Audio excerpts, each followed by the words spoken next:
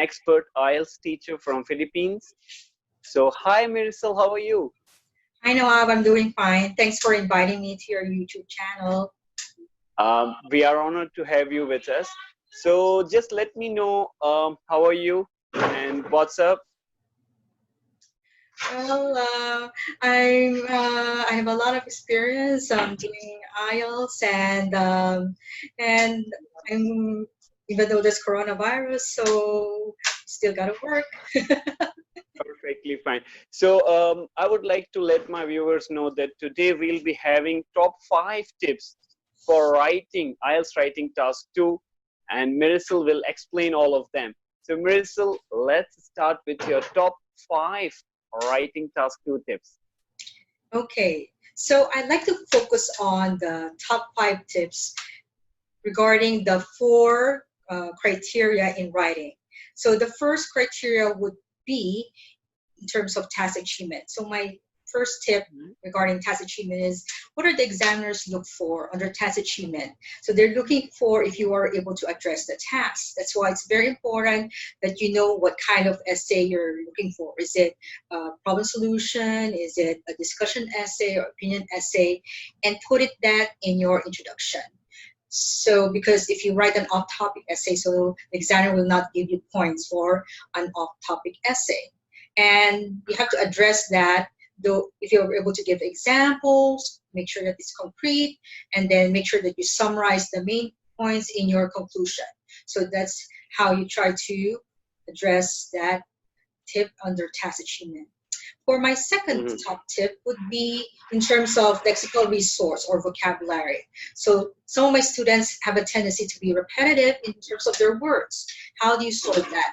You gotta use synonyms. If you can think of synonyms, try to think of, you can convert it into a different form. Like if it's a verb, you can convert it into noun, or you could add adjectives to a word so that it will be different, so you don't become redundant. And then another issue that I see is wordiness. So you don't have to use a lot of words. You can use strong words, but it doesn't have to be very long.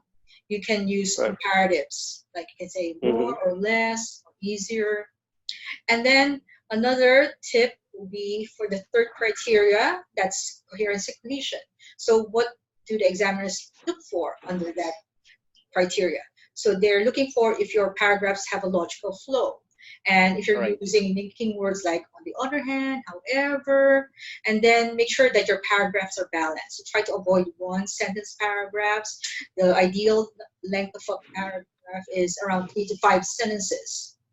And then an error that my student made was he got a band 7.5 in terms of speaking and high in reading and listening, but he got a 6.5 in writing. And why is that?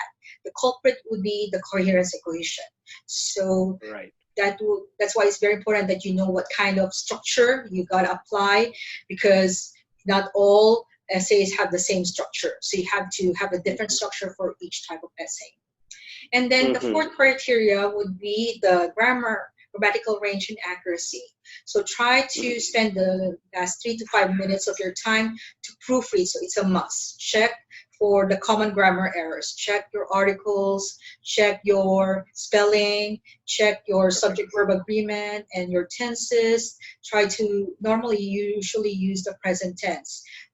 You only use past tense if you're using a past example, or use a future for future consequences or results.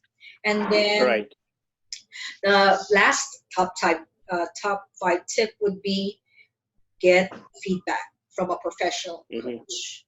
And how do you know if you're looking for the right tutor? So make sure that tutor is someone who's has experience in IELTS, who has a success stories in terms of making his or her students pass. So because IELTS is very different from teaching English. So don't just get any English teacher, because IELTS is very hard to teach. So those are my top 5 tips. Thank you, Miracel, for joining us today. I hope we'll be having another session as well regarding 5 speaking tips as well for our viewers. And it Yes. was really nice talking to you. Thank you for giving us your proper time. We are really Yes, honored you're to have you with welcome. us. Thanks, Thank you. Nawab. Have a great Thank you. Thank you. Same to you. Bye-bye. bye.